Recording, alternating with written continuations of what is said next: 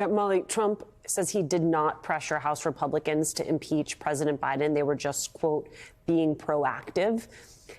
If that's to be believed, and I know, again, context of this entire thing, that's a big if, what does that then signal to you about Trump's relationship with the GOP, or rather the GOP's relationship to Donald Trump?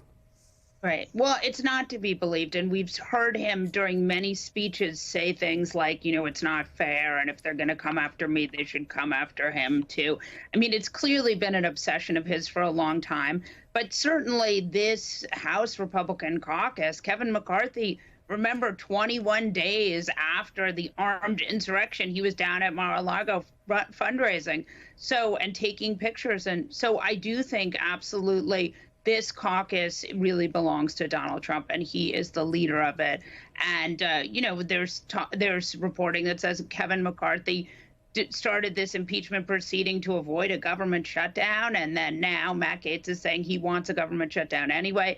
I mean, I can't. This is like there's not enough room in the clown car for this caucus. That car is, and it's large, that car. Matt, Congressman Jamie Raskin today tied the Biden impeachment back to January 6th. I want you to take a listen to how he's talking about it. America needs to understand we're just in the middle of this struggle. We're not over it in any sense. There's a temptation to look at all of this as a farce, but it is a farce that could bring the republic to its knees. Okay, as always, Jimmy Raskin sort of setting the stakes there. And part of the reason I found this interesting, Matt Dowd, is just last night we had Eugene Scott on from Axios. He had just been in Pennsylvania talking to swing voters in Pennsylvania. So voters who voted for Trump in 2016, voted for Biden in 2020, not sure who they're going to vote for in this upcoming election. And when they talked to them about the quote unquote Biden impeachment inquiry, those swing voters in Pennsylvania were like, this is all politically motivated. You know as well as I do, focus group is like 12 people, 15 people. It's not necessarily a sense of where all swing voters are. But I think you have both that truth, that there are Americans who are looking at this and understand it to be exactly what it is, politically motivated on the part of Republicans who are trying to appease the most right-swinging part of their caucus. And then there's what Jamie Raskin said, which is, don't just wave this away. Don't understand that the stakes of their shenanigans are incredibly high, right? And so to me, that is a message that is a little complicated to deliver, which is there is no merit to this. And yet what they are trying to do is incredibly, incredibly dangerous.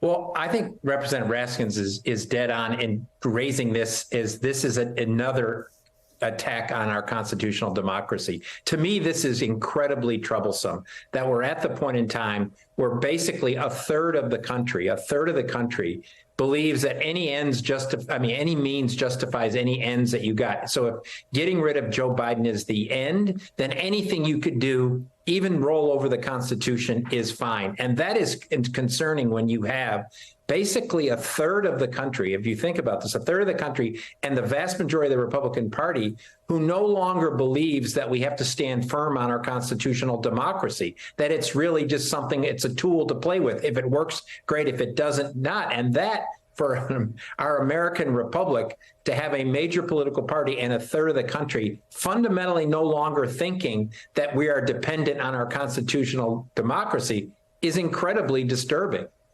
Joyce, again, multiple paths to accountability here. So I want to make sure we talk about the Fulton County case. The judge there has set a filing deadline of December 1st, no trial date. Your sense of when we can expect a full schedule? So I think there are still some moving parts in the work. The 11th Circuit will, have briefing and will decide some additional removal issues after those cases are heard in front of a federal district judge this week. I think there will be no removal in this case. That's the takeaway from the Mark Meadows situation.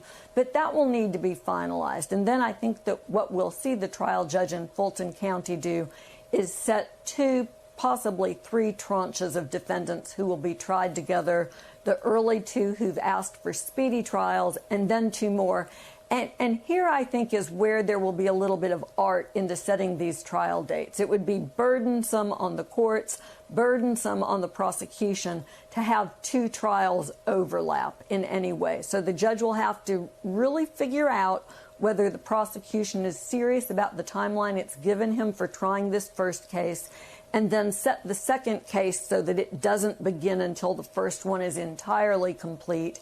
If there's a third trial, same pattern. But in terms of the way the courts handle cases, conducting 2 trials of this level of seriousness with all of the attendant issues that will come up, everything from television to security, that means that they really can't overlap.